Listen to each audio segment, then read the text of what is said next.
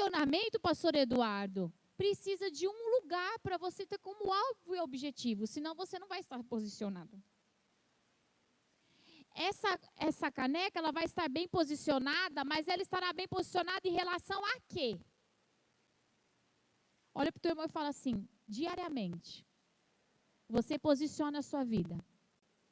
Então não é falta de posicionamento a tua vitória. É a que você está posicionando a sua vida. A que palavra? A que sentimento? A que crendice?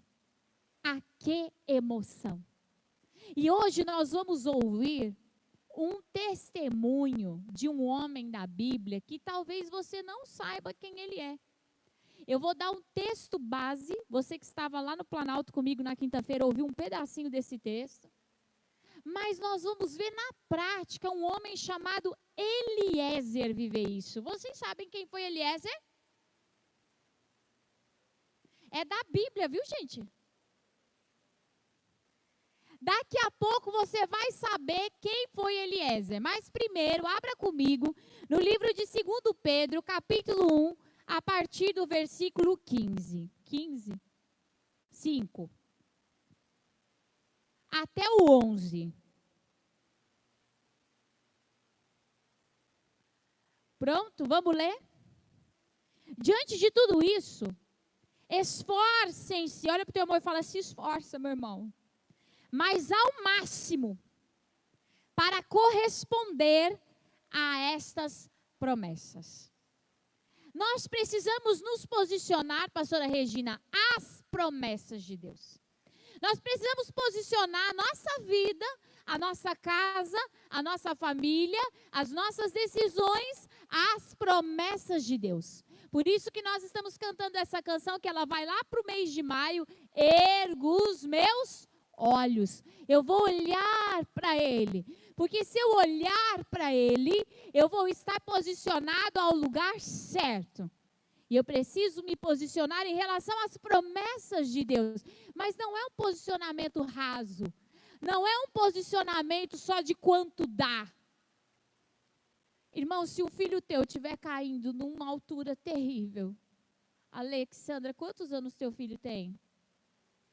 16, ele já é grande. Mas se ele estiver caindo, você vai segurar ele? Você vai dar tudo. A toda a sua força para você segurar ele. E mesmo quando você já não tiver mais força, você vai continuar segurando. Isso é corresponder ao máximo. Deus tem nos falado nessa última semana, e vai falar muito nessa última semana. Pastor Eduardo, na quarta-feira, vai falar sobre uma chave de guerra, que é a humildade. Então, você não perca. Amém, queridos? Olha, queridos, não seja uma pessoa mais ou menos. Não seja uma pessoa medíocre. Porque uma pessoa que não se esforça ao máximo, não pode viver as promessas de Deus. As promessas de Deus, elas exigem esforço. É por isso que o texto diz assim, o reino de Deus é conquistado à força. Não é conquistado à base do sentimentalismo, não é conquistado à base da argumentação, do sofismo, mas é conquistado na base da força. Investimento exige força. Investimento exige que você dê tudo de você para fazer algo acontecer. Olha para o teu irmão e fala assim, Deus te dá a promessa. Mas você tem que ser o escolhido para viver essa promessa. E não é Deus que vai fazer você a pessoa escolhida. É você. Deus te chama. Mas é você que vai dizer, ei Senhor, eu sou o escolhido. Você é o escolhido? Então fala para Ele. Eu sou o escolhido. Pedro está dizendo, você tem muitas promessas de Deus para a tua vida, mas você precisa se esforçar ao máximo para corresponder a essas promessas. E ele está dizendo assim no próximo versículo, acrescentem à fé a excelência moral. Olha para o teu irmão e fala, além de crer, meu irmão, você não pode ficar em pecado. E além de não estar em pecado, tem que ter conhecimento e domínio próprio. E além de domínio próprio, perseverança. E depois de perseverar, viver em devoção a Deus. Porque tem hora que você quer desistir, tem ou não tem? Tem hora, irmão, que é sério. Tem hora que você fala assim, quer saber de uma coisa? Eu vou largar a mão disso. É verdade ou não é? Tem hora que você só vai encontrar motivo, pastora Regina, para você desistir. Mas quando foi que Deus deixou você desistir? Em nenhum versículo da Bíblia, e eu posso dizer isso claramente, porque já li a Bíblia muitas vezes, nem sei quantas, e espero ler mais 1 milhão de vezes em nome de Jesus, porque é essa palavra que me sustenta, não é a palavra das pessoas, é essa palavra que me guia, que me sustenta. O quanto mais eu conheço essa palavra, mais aperfeiçoada eu fico nela. Mais capaz de viver as promessas eu consigo fazer com que a minha vida se torne parecida com ela. E olha que eu vou te dizer uma coisa, tem área da nossa vida que é difícil ficar igual a palavra, é verdade ou não é? Não, só eu que passo por isso? Todo mundo aqui, não é? Tem hora que a palavra ela vem e ela diz, olha, você não é nada semelhante a isso, se esforça mais. E a gente vai dizer assim, mas eu já fiz o meu melhor. Mas como diz o pastor Eduardo, sempre tem como fazer melhor. Mas esse não é o discurso do medíocre. O medíocre diz o quê? Eu já estou fazendo o melhor. Não tenho como melhorar nada. Então, se Deus não está aceitando, se não está dando certo, eu vou desistir. Você é um medíocre? Quem aqui é um excelente, levanta a mão. Então, você vai dar o melhor. E vai unir a fé junto com a falta de pecado, com a excelência moral, vai unir ao domínio próprio, porque tem hora que você vai ter que morder tua língua, vai ou não vai? Tem hora que você vai dizer, eu vou fazer isso, e o teu espírito conectado ao Espírito de Deus vai falar, Sandra, você não vai fazer nada disso. Você vai se calar e você vai adorar, ou então você vai se posicionar da maneira correta. Irmão, se a gente não estiver olhando para o nosso foco certo, a nossa carência vai posicionar nossas palavras, vai ou não vai? Os nossos sentimentos, o nosso passado, e eu vou te dizer uma coisa, considere-se totalmente destruído se você estiver fora do foco. Não é fora do foco que as pessoas estão dizendo para você, pastora Paula, que a senhora tem que estar. Nosso Deus, tem tanto curso para ser a melhor pessoa da face da terra, não tem? Esses dias o pastor Eduardo estava me contando, gente, que tem curso para quem quer casar com milionário, para aprender como é que é para casar com milionário. Eu falei, não é possível. Não é brincadeira não, menino. Você acredita nisso, pastora Regina? As pessoas estão querendo nos dizer qual deve ser o nosso posicionamento, e eu vou te dizer uma coisa. A tua regra é o que Deus mandou você fazer. Não saia fora da promessa que Deus te deu, porque no fim, quem vai entrar na tua fornalha é Deus. Então você tem que saber por que você está lá, quem você levou para lá. Trazendo um pouco do culto de sexta-feira aqui, amém, querido? Só que trazendo um outro texto de Daniel. Não leve o pensamento errado com você. Não leve a pessoa errada com você. Não leve a decisão errada com você. Leva a promessa de Deus. E para isso, Pedro está dizendo, é necessário domínio próprio, perseverança, devoção. É necessário carregar uma promessa de Deus, não é a coisa mais fácil do mundo. Ela exige de nós correspondência a ela. Ela exige de nós um tipo de personalidade cristã. Ah, mas eu não tenho essa personalidade. Olha para o teu irmão e fala, você tem que ter. É a personalidade do crente. A personalidade do crente, ela é engraçada, pastor Eduardo, porque ele leva uma pedrada e ao invés dele sair sapateando igual um doido, sabe o que ele faz? Foi Deus que me mandou essa pedrada. É verdade ou não é? Foi Davi que fez isso. São as marcas, o pastor Eduardo lembrando os homens que ontem ele falou sobre as marcas. São as marcas que Deus vai fazer na tua vida e não adianta você ficar, eu não quero nenhuma marca. Olha o teu irmão e fala, você tem que estar cheio de marca, meu irmão. Cheio de marca. Por isso que a gente canta aquela canção, eu tenho a marca da promessa. Ter a marca da promessa, tá? Isso significa todas as vezes que você sacrificou, renunciou, se esforçou, se calou quando podia falar, mas se calou para ficar correspondendo à promessa, você se calou. Para não sair fora da presença de Deus, você fez algo que te marcou. Pedro é uma pessoa habilitada para falar sobre isso? Ele foi prometido pela boca de Jesus que seria ele o pai fundador da igreja. Ô, promessinha fácil de viver, não é não, minha gente?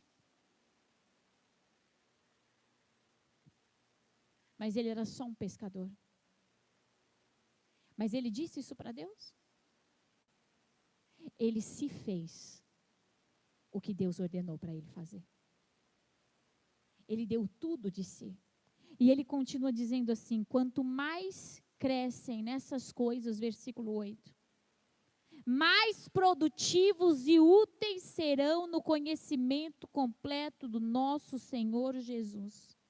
Mas aqueles que não se desenvolvem desse modo são praticamente cegos, vendo apenas o que está perto e se esquecem de que foram purificados de seus antigos pecados. Quando ele alude pecado ao que está perto, ele está dizendo o quê, pastora Paula? Você vê o que você era antes. Quando nós não estamos posicionados à palavra de Deus, Areta, qualquer coisa para nós é motivo para a gente voltar a ser o que a gente era. Ou pior do que a gente era. Eu estou cansado, então farei isso. Eu estou revoltado, então farei isso. Imagine, Ronilda. Você dá uma revoltada lá na tua casa e fala, quer saber, eu vou viver a vida que eu vivia antes de Jesus. Só tem um jeito da gente ficar longe do nosso passado, ficando perto da palavra de Deus. Não tem outro, porque o passado ele tem uma distância muito tênue, muito pequena, muito singela de nós. O que nos transporta para uma outra dimensão é a palavra de Deus. Se a gente viver de acordo com os nossos sentimentos, com as nossas vontades, com o que a gente vê, com o que a gente ouve, a gente volta assim para o passado. Volta ou não volta? Quem aqui já caiu nessa de, deu uma escorregada lá, Jesus te deu uma puxada de volta? Todo mundo. Como o diabo consegue, através de pensamentos, astutos pensamentos, te atrair a tua visão, o teu posicionamento, e quando menos você vê, você está cego. E uma pessoa cega, gente, é tão triste uma pessoa que não enxerga. Eu não estou falando de uma pessoa visualmente cega, eu estou falando de uma pessoa emocionalmente cega. Eu estou falando de uma pessoa espiritualmente cega. Você fala para ela, ela não te escuta. Ela não te entende. Uma pessoa cega que o pastor Eduardo citou aqui nessa manhã foi aquele jovem rico. Jesus falou o que para ele? Você quer? Quero. Eu obedeço todos os mandamentos. Não sei se foi aqui, se foi em Poços de Caldas, agora eu já estou confusa. Foi em algum momento que ele citou. E Jesus falou, então vende tudo que você tem. Quando ele pensou naquilo, ficou triste, porque tinha muita coisa. Ou quer saber de uma coisa? Larga a mão de vida eterna. Acho que foi no culto de quarta, não foi? De Zaqueu, eu acho que sim. Quantas vezes Deus te confronta e você não está disposto a viver o confronto de Deus, então faz o quê? Deixa pra lá. Eu também não queria muito essa promessa. Tá igual aquelas crianças, Patrícia. Eu também não queria mesmo.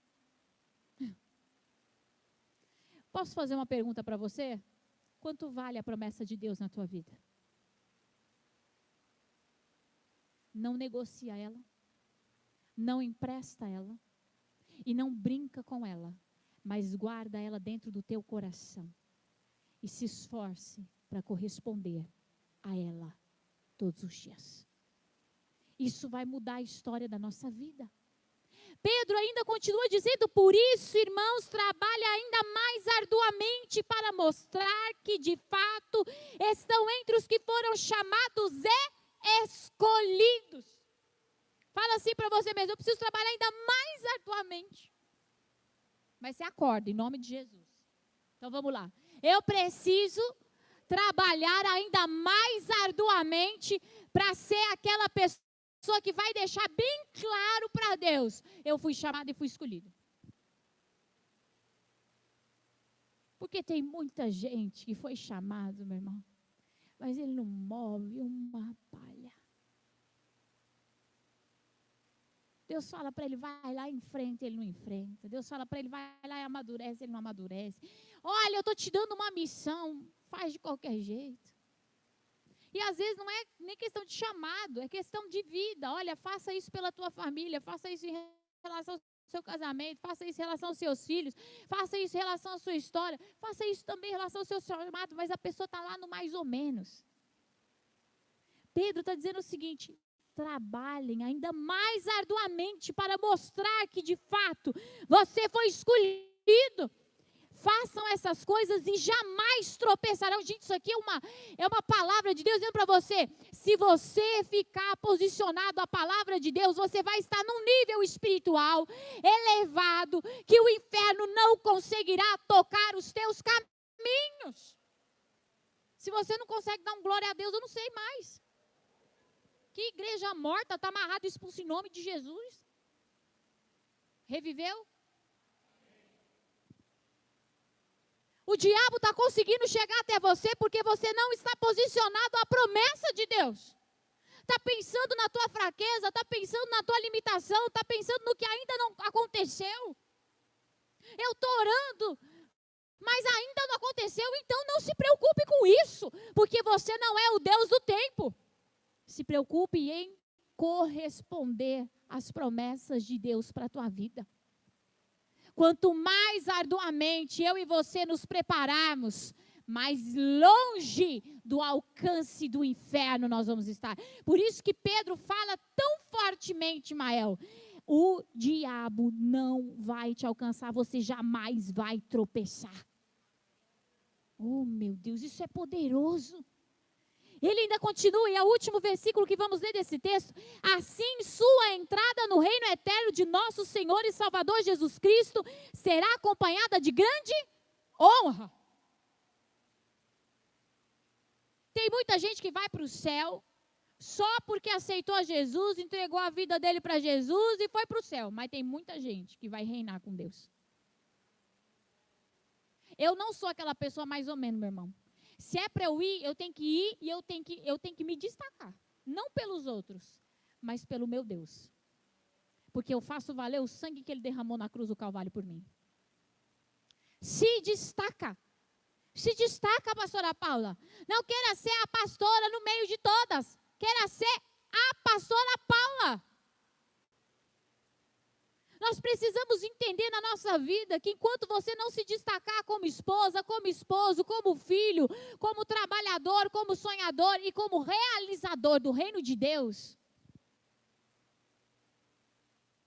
Eu estou destacando, só que no que eu destaco Deus não me abençoa. Por quê? Será que é promessa de Deus para a tua vida ou é plano do inferno? A nossa vida vai... Irmãos, o diabo, ele não arrebenta a gente de uma vez. Ele não é besta. Se ele vier com um pedaço de pau para te arrebentar de uma vez, Neide, o que você faz? Corre para a presença de Deus. Refaz seus votos no altar. Então, o que ele faz? Ele faz... gente, eu vou lembrar da infância de vocês. Tinha Maria e João. Vocês não lembram? E o que aconteceu com Maria e João? Eles foram andar na floresta. E eles encontraram a casa da bruxa, mas a bruxa era boazinha. No começo ela era. Ela deu doces para eles. E eles desejaram ficar lá. Foi uma decisão deles ficar. Quando eles disseram, nós queremos ficar, o que aconteceu? A bruxa deixou de ser boa, virou má e prendeu eles. Aí eles tinham deixado um caminho de pão. Mas veio os pássaros e comeram. Olha para o teu irmão e fala, você está deixando um rastro de pão para voltar para a presença de Deus? O que é deixar rastro de pão? Amanhã, depois. Não, ainda estou no mês de abril, ainda dá para ter um ano abençoado. Dali a pouco já passou maio. Aí você vai, se alimenta um pouquinho. Depois você se alimenta outro pouquinho do diabo. Não fez tão mal, parece que Deus continua comigo. Olha para o teu irmão e fala, é assim que o diabo age. Quando você menos espera, você é prisioneiro do inferno. Nós precisamos nos posicionar, não em relação ao que as pessoas querem. Eu vou falar muito isso hoje. Não em relação ao que o mundo fala, que as mulheres têm que ser, que os homens têm que ser. Mas em relação ao que Deus espera que você seja. Eu todo dia pergunto uma pergunta para Deus antes de dormir. Hoje, Senhor, eu estive onde o Senhor desejava que eu estivesse? Se não, me alerta. Porque eu não posso perder um dia da tua presença. Mas um dia? O que é um dia, pastora Regina? Sabe qual que é o problema das oportunidades? O pior não é você não ter oportunidade. É você não viver a oportunidade de Deus para a tua vida. E muitas vezes a gente está ali e Deus está falando, cadê você para viver essa oportunidade? E a gente está lá onde? Lá na casinha de doce, conversando com o Satanás. E Deus estava lá com uma oportunidade. Naquele dia a gente estava lá fuxicando, fofocando. O que mais que o povo gosta de fazer? Conta para a bispa. Reclamando, comendo, enchendo a pança. A gente gosta de comer, né, irmão? Mas vamos maneirar aí, né? Vamos comer na bênção, falando bênção, né? Estava lá, não tenho tempo de orar, não tenho tempo de ir na igreja, não tenho força.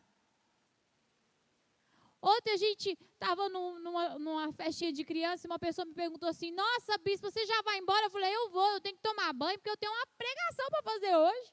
Pastor Eduardo também.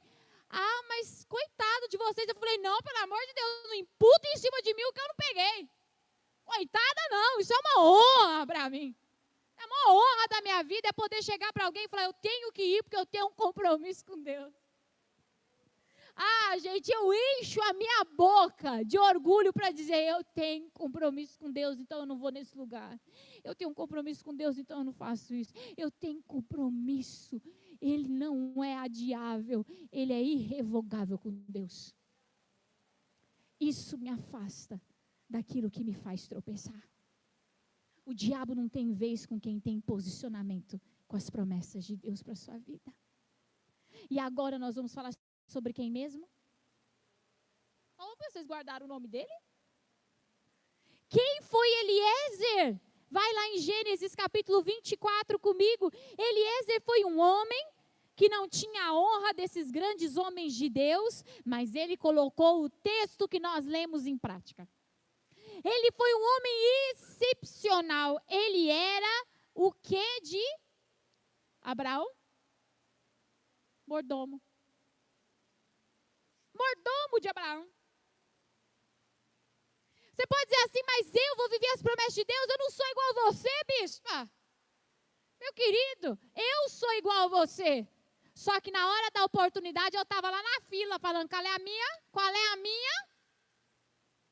Talvez você se veja menor quando a promessa que Deus tem para a tua vida ainda é muito maior. Vai correr atrás da promessa de Deus para a tua vida. Vamos ler comigo, por favor. Abraão estava bem velho e o Senhor o havia abençoado em tudo. Diga, glória a Deus por isso. Mas ele estava abençoado em tudo por quê? Porque ele viveu as promessas de Deus para a vida dele. Certo dia, Abraão disse ao seu servo mais antigo, o homem encarregado de sua casa, faça um juramento colocando a mão debaixo da minha coxa. Jure pelo Senhor, o Deus dos céus e da terra, que não deixará meu filho se casar com uma das mulheres cananitas que aqui vivem. Mas irá à minha terra natal, aos meus parentes, procurar uma mulher para meu filho Isaque. O servo perguntou, e se eu não encontrar uma moça disposta a viajar para um lugar tão distante de sua terra? Devo levar Isaque para morar entre seus parentes na terra de onde o Senhor veio? Não, respondeu Abraão. Cuidado, não leve meu filho para lá de jeito nenhum. O Senhor, o Deus dos céus, que me tirou da casa do meu pai, da minha terra natal, prometeu solenemente dar essa terra a meus descendentes. Ele enviará um anjo à sua frente e providenciará para que você encontre ali uma mulher para o meu filho. Se ela não estiver disposta a acompanhá-lo de volta, você estará livre do seu juramento, mas não leve meu filho para lá de maneira alguma. Abraão estava preocupado com a sua descendência, e ele já era velho. Pensa assim, quando ele teve Isaque, ele já era velho, imagina agora, né, gente? Ele estava preocupado, diga para o teu irmão e fala assim, estava preocupado, mas não estava desposicionado. Ah, bispo, eu estou preocupado, eu tive que fazer o que deu. Não, meu querido. Abraão estava preocupado, mas não desposicionado. Você vai lá procurar, lá naquela terra, e aí se tiver que mudar. Não, meu querido, há uma promessa de Deus sobre a minha vida e eu não abro mão dessa promessa. Nós não podemos ser movidos por palavras, por pressões ou por preocupações, mas precisamos ser movidos pela promessa de Deus. E quando nós estamos preocupados, quando nós precisamos tomar uma decisão, quando nós precisamos agir, é ali que nós temos que investir arduamente em palavras de Deus na nossa vida. Qual foi a palavra que Deus me deu para vencer isso daqui? Qual foi o direcionamento que Deus me deu em relação a isso? Ah, eu não estou seguindo a direção de Deus. É por isso que a tua vida ainda não fluiu. Abraão disse, olha, você não leva ele e você não faça diferente do que eu estou te dizendo. Agora, irmão, pensa a situação de Eliezer. Pensa se ele traz a mulher errada. Pensa se ele faz a coisa errada. Mas Eliezer, fala bem alto comigo, era um homem de Deus. Ele era um homem de Deus. Então, o servo colocou a mão debaixo da coxa de Abraão, seu senhor, e jurou seguir suas instruções. Versículo 10. Em seguida, pegou 10 camelos de Abraão, carregou-os com presentes valiosos de todo tipo da parte do Senhor e viajou para a terra de Arã-Narim. Mas Abraão falou sobre os camelos e as pedras preciosas? Abraão falou isso? E por que será que Eliezer fez isso? Porque Eliezer pegou 10 camelos, pastor Eduardo. Ele poderia ter pego 2 camelos. 3 camelos. Pensou assim, um camelo para mim, um camelo para trazer a mulher, outro camelo para trazer as coisas. Uns 4 camelos, vai que é muita coisa. Uns 5 camelos. Mas ele pegou 10, porque o número 10, no hebraico, no Antigo Testamento, significa plenitude. Significa assim, eu vou fazer de tudo. Eu não vou fazer meia boca. Já que eu vou com tudo. Eu vou com 10. Eu vou com pedras preciosas. Eu vou considerando o trabalho realizado. Eliezer foi um homem, queridos, que trabalhou arduamente por uma palavra de Deus. Ele sabia que ele não estava vivendo um plano de Deus que falava sobre ele, mas ele sabia que ele estava vivendo um plano de Deus para ele. Olha que diferença. Às vezes, Mael, Deus fala para a gente fazer determinadas coisas que não vai nos abençoar diretamente, mas ainda é plano de Deus para nós. Vai lá e faça aquela visita. Vai lá e dê aquela palavra. Vai lá e seja um abençoador. Leve uma cesta básica. Seja dessa maneira. E você não está fazendo algo para você, mas é algo de Deus para você fazer. Eliezer foi um instrumento de Deus que perpetuou a descendência de Abraão. E você pode perguntar o que ele ganhou com isso? Eu te garanto que muitas bênçãos espirituais. Com certeza. Muitas bênçãos espirituais desceram sobre a vida de Eliezer. Diga assim para o seu irmão, trabalhar arduamente. Não é só trabalhar para você, meu irmão. Para a tua casa, para a tua parentela. É trabalhar para o que Deus quer que você faça. Quantas vezes, amor, a gente investe quanto na gente? Lembra aí. sei lá, pouco. Porque agora nós estamos numa fase que nós fazemos o que Deus quer para nós fazermos. Um dia nós vamos desfrutar de promessas de Deus para nós. Mas agora Deus nos ordenou, bispa e pastor Eduardo, vai lá e faça o que eu tenho para você fazer. E isso não pode ser penoso. Isso tem que ser um privilégio para nós. Porque estamos posicionados em relação às promessas de Deus. Ah, bispa, mas que bênção há nisso, você vai descobrir. Eliezer, então, foi com seus 10 camelos cheios de pedras preciosas, totalmente certo, vai dar certo, mas ele tinha uma carta debaixo da manga que foi poderosa. Está no próximo versículo que diz assim, por favor, leia comigo. Então o servo orou. Ele fez o quê? Ele orou. Você ora? Quanto você ora? Mas Eduardo, Abraão, o pai da fé, tinha falado para ele ir. Já não estava abençoado? Não era vontade de Deus que ele achasse uma esposa abençoada para Isaac? Mas ele orou. Orar não significa que você vai melhorar a promessa, significa que você vai começar a corresponder a ela. Ele sabia que a promessa estava feita, ele sabia que Deus o abençoaria, mas ele precisava se tornar um instrumento de Deus. E a oração nos torna um instrumento de Deus nessa terra. É a oração que tira da nossa visão todo tipo de embaraço. É a oração que tira do nosso coração todo embaraço. Ela é que nos direciona dizendo, vai por ali, ó. Vai desse jeito. É a oração que te dá estratégia para viver o que Deus já te prometeu. Se você está sentado sem orar e sem agir, olha para o teu irmão e fala, a promessa nunca vai ser sua. Porque a promessa exige esforço. Ela exige que você ore, mas ela também exige que você haja. Qual foi a oração dele? Lê lá comigo, por favor. Ó Senhor, Deus do meu senhor Abraão, por favor, dá-me sucesso hoje e ser bondoso com o seu senhor Abraão. Como vês, estou aqui junto desta fonte e as moças da cidade estão vindo tirar água. Ele usou de uma estratégia. Ele viajou intensamente, chegou perto de uma fonte e pensou assim, eu vou esperar, porque as mulheres vão vir tirar água da fonte. E Deus, assim como Abraão ordenou, já movimentou o anjo dele e vai trazer essa mulher aqui. Mas eu preciso corresponder à visão de Deus e achar a mulher certa. Irmão, não seja presunçoso, não seja orgulhoso, não ache que você já está bom o suficiente para saber as coisas. Não ache que você já sabe o que precisa fazer.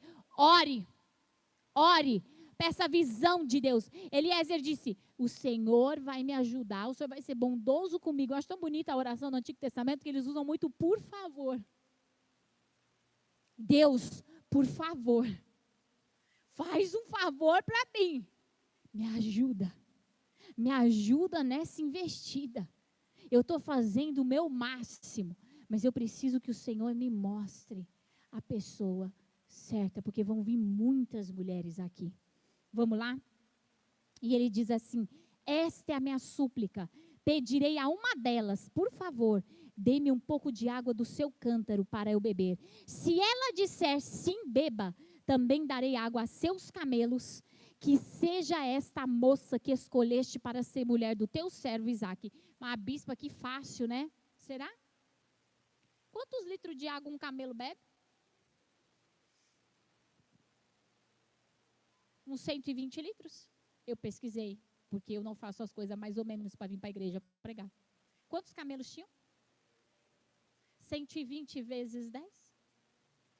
1.200 litros, o balde carregava no máximo 5 litros. Quanto ela tinha que tirar daquele poço? Ela tinha que praticamente ser uma fonte de água viva. O que ele colocou como padrão para a promessa era mais ou menos ou era excelente? Qualquer mulher em sã consciência ofertaria isso? Você ofertaria, Mayra? Pode deixar que eu dou água para os seus camelos tudo. Quem vai viver a promessa de Deus tem que ter algo dentro do seu coração: esforço. Deus não dá promessa para quem não se esforça. Se você não consegue sair do seu lugar, 240 vezes ela foi ao poço. Se você não consegue sair da tua casa para vir na igreja sem uma carona, olha para o teu irmão e fala: é por isso que a tua vida está assim. Se você não consegue orar, não consegue jejuar, se você não consegue clamar, se você não consegue servir, se você não consegue fazer parte de uma rede, se você não consegue trabalhar direito, se Deus está contando com você no momento e você arruma qualquer argumento para faltar, olha para o teu irmão e fala: é por isso que a promessa de Deus está meia boca na tua vida. É por isso que as coisas não estão fluindo. O homem colocou um patamar altíssimo aqui. Porque a gente lendo, parece tão fácil, chama o caminhão-pipa. É verdade. Precisa de um caminhão-pipa, Mael, para encher o buchinho dos camelinhos. Ele fala: Deus, eu vou lançar aqui um desafio. A mulher que cumprir esse desafio, ela. E Deus começou a caçar. Quem será? Quem será? Não, Deus já tinha uma. Tinha ou não tinha? Tinha uma que era boa. Serviço era com ela mesma. Uma pessoa de Deus. E essa pessoa chamava quem? Rebeca. Bom, antes de terminar a oração, o servo viu aproximar uma moça chamada... Falou: bom, vamos testar. Vamos testar. Que trazia um cântaro no ombro. Ela era filha de Betuel, filho do irmão de Abraão. Naor, da sua mulher Milca. Rebeca era muito bonita, tinha idade para casar e era virgem. Ela desceu à fonte, encheu o cântaro e voltou. O servo de Abrão correu até ela e lhe pediu: por favor, dê-me um pouco de água do seu cântaro para eu beber. Não foi esse o desafio? Se eu pedir para mim, ela vai oferecer para os meus cabelos. Qual foi a resposta dela? Sim, meu senhor, beba, respondeu ela prontamente. Olha para o teu irmão e fala assim: prontamente. Não é reclamandamente. Não é fazendo igual a minha cachorrinha. Você fala uma coisa com ela, ela faz assim. A bicha parece uma adolescente. Você fala: não, pai.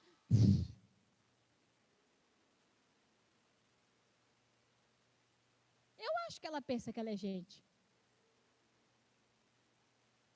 Para fazer isso, pastora Paula? Olha para o teu irmão e fala: prontamente. Baixou o seu cântaro do ombro e lhe deu que beber. Depois que lhe deu de beber, disse. Leia em voz alta, porque essa merece. Vai lá. Tirarei água para os seus camelos também, até que estejam satisfeitos. Não é um galinho de água não, meu querido. Eu vou encher o bucho desses camelos. Deus tem promessas para a tua vida. Mas se você não se esforçar, você não vai viver nenhuma delas. Se você não aprender a investir pesado, você não vai ser correspondente a essa promessa. Tem dia, tem época da nossa vida que a gente dorme menos, que a gente come menos, que a gente investe mais em algumas áreas da nossa vida para viver promessas de Deus. Mas depois, nós vamos viver o fruto dessa promessa. Aquele homem logo entendeu. É ela. É ela, a mulher de Isaac é Rebeca. Mas ele sabia que ela era da terra de Naor. Ele sabia disso tudo? Não. Aquele homem venceu porque nele havia um espírito de ousadia, um espírito de investimento, em que ele disse: eu vou levar o meu melhor, eu vou dar o meu melhor, e o sinal de que é de Deus vai ter que ser algo excepcional. Essa mulher vai ter que se esforçar muito, porque ela não vai casar com qualquer pessoa, ela vai casar com Isaac. Olha para o teu irmão e fala assim: você está aceitando qualquer coisa na tua vida no lugar da promessa de Deus? Toma cuidado. Você foi chamado por Deus. As coisas que Deus colocou na tua mão tem que ser tratada com muito zelo, porque são Isaques de Deus na tua vida. Então você tem que colocar, Tárcia, um sinal, não pode ser qualquer sinal. Eu lembro uma vez, que tem época que a gente sempre está cantando todo o culto a mesma música, né? Aí teve uma irmã que falou assim para mim, bispo, eu pedi um sinal que se fosse o meu marido ia cantar essa música. Eu falei, irmã, mas todo dia canto, Ué, minha filha, aí também, né? Você não está ajudando, né, irmã? Você já sabe que vai cantar música. Pede igual aquela irmãzinha lá do passado. Lembra, Mael, quando a gente era criança, que tinha alguém na igreja que falava assim, tem alguém aqui que está orando, pedindo para Deus cantar aquela música. Qual que era a música, Mael? Uma voz me disse lá do céu. Mas é uma música, irmão, que nunca cantava. Aí, ok. Irmãos, a gente está ali se esforçando, vivendo as coisas de Deus e aceitando coisas que não se esforçam para ser correspondentes à mesma promessa. Entra na nossa vida. Olha para o teu irmão com uma expressão bem mineira e fala, tu tá louco, meu irmão? Não, isso não é de Deus, essa pessoa não crê em Deus, essa pessoa não ama a Deus, mas eu aceito. Faz assim pro seu irmão, tá doido? Tudo que for entrar na nossa vida tem que corresponder à promessa de Deus para nós, meu querido. Aumenta o teu crivo aí. Não vai aceitando qualquer coisa no meio do caminho, não. Não vai aceitando qualquer palavra. Eu pedi um emprego para Deus, veio qualquer um, eu peguei. Que veio qualquer um, peguei não. Cadê o crivo de Deus na minha vida? Esse trabalho, ele não pode me tirar da igreja. Esse trabalho tem que ser uma bênção. Eu não vou mentir, eu não vou passar ninguém para trás. Tem que ter crivo para entrar na minha vida. Tem que corresponder à promessa daquele que me sustenta. Não, é na necessidade, eu preciso. Pois é. Na necessidade, a gente abre mão da promessa. Na necessidade, a gente deixa de estar posicionado. Na necessidade, a gente vira escravo do diabo. A necessidade é a maior arma que o diabo usa contra você. Ele começou a tentação de Jesus dizendo assim, o senhor está com fome? Ele sabia, Paulo, que apresentar reino para Deus com fome, vamos primeiro pelo pão. Mas eu tive que fazer pela minha família. Olha para o teu irmão e fala assim, não, você decidiu. Você não teve que fazer. Eu tenho um problema com esse negócio da pessoa falar assim para mim, eu não tive escolha. Eu saio do meu espírito. Porque até não escolher é uma escolha. Hoje eu postei algo para vocês lá na mensagem do dia. Se você não acredita que você está numa guerra espiritual e se você não luta, não significa que você não está na guerra. Você está na guerra, meu irmão, só que você está fracassando. Sabe, Rosana, Abraão tinha tudo para falar assim, aceito qualquer mulher, mas ele tinha uma promessa. E ele não ia abrir mão daquela promessa. Por isso que ele fez o servo, o melhor servo dele, jurar. Porque na época colocar a mão debaixo da coxa, gente, era um juramento muito sério. Era um juramento de vida. Deus poderia ceifar a vida daquele homem por não cumprir aquele juramento. Porque ele jurou por Deus. Eu vou fazer o meu melhor. E ele entendeu. Aquele homem entendia o valor da promessa de Deus. E ele pegou e falou assim, se essa pessoa for entrar dentro dessa promessa, essa pessoa também vai ter que entender que para viver as coisas de Deus tem que ser esforçado pra caramba. Mediano, medíocre, não vai conseguir viver. E não é porque Deus não quer, é porque a promessa é excelente demais.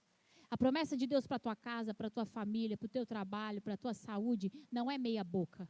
Ela é completa, ela é plena. E é necessário pessoas que estão dispostos a viver plenitude para viver plenitude. Eu me lembro quando eu estava orando pelo meu marido, que está ali no fundo ajudando o pessoal.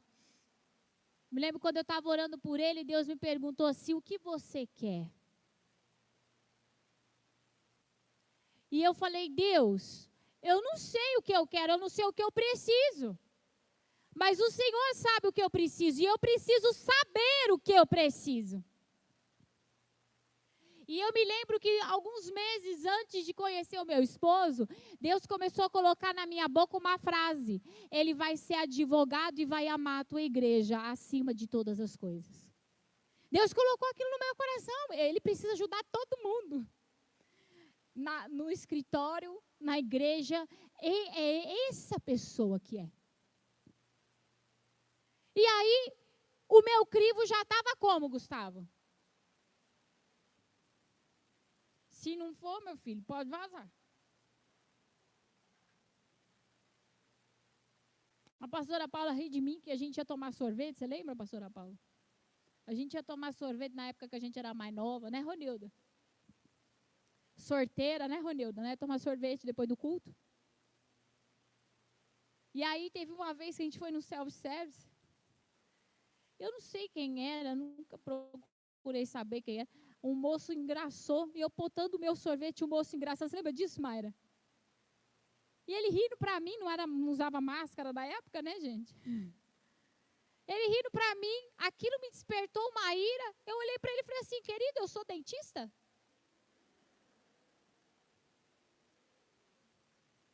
Não. Falei, então toca para frente, meu querido. Ou seja, eu não quero nada contigo nem com teus dentes. Eu sempre fui assim. Porque eu sabia da promessa de Deus para a minha vida. Eu sabia quem eu sou em Deus. E o que Deus quer que eu faça para Ele. E eu não aceitaria alguém que não tivesse correspondência para isso. Será que você tem aceitado coisas que não são nem 1% do que Deus tem para a tua vida e isso está acabando com a tua vida? Coisas, pessoas, amigos, palavras, conselhos que são verdadeiros troncos na tua vida. O Senhor está dizendo, não sou eu que estou atrasando a promessa, é você. É você que não está sendo como Eliezer. Você está fazendo do seu jeito, na sua hora, mais ou menos. É o que deu. Deus não quer o que deu. Porque Ele também não vai te dar o que deu. Imagina se eu tratasse a igreja. Imagina se eu pregasse a mesma pregação todo dia, gente. Imagina se vocês tivessem o costume de chegar na igreja e falar, será que a bispa vai vir? Porque ela sempre falta, né? Imagina, Mayra, se fosse assim um evento, quando uma semana eu viesse a semana inteira.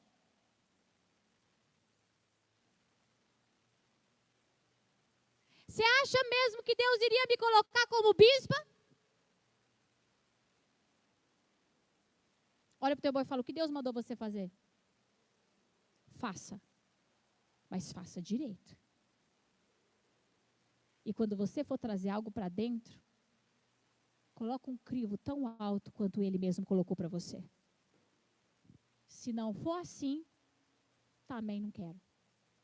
Deus, eu sei que Isaac vale muito. Então vai ter que encher a barriguinha de todos os meus 10 camelos. E ele não pediu. O desafio foi que ela se oferecesse. Não! Põe lá de volta o versículo para mim, Polly. Versículo 18. Sim, meu senhor. Respondeu ela, e prontamente baixou o cântaro do ombro e lhe deu de que beber. 19. Lê para mim, irmãos. Água para os seus camelos também, até que estejam satisfeitos. Se aquilo que você está trazendo para a tua vida não for assim, para agora. Porque você vai bloquear a promessa de Deus na tua vida. Você vai se desposicionar. E a terra, eu não sei se você sabe. Hoje à tarde eu estava passando um canal do Discovery, eu vi rapidinho uma chamada, até vou ver para a gente assistir sobre uma teoria da criação do universo, que não é o Big Bang. E eles falam assim, a Terra está milimetricamente posicionada. Se ela mudar 1 milímetro de lugar, tudo morre. Olha para o teu irmão e fala assim, vai um pouquinho para a direita. ou vai um pouquinho para a esquerda? Quer descobrir o que acontece? Abraão disse: não, meu filho não sai daqui. Deus deu essa terra para ele. Eu não vou correr o risco dele se engambelar com alguma mulher no meio do caminho, não. Ele não sai daqui. Tem coisa, irmão, que ou você se posiciona e fica cravado ali, ou tudo vai, como diz o mineiro, ralo abaixo.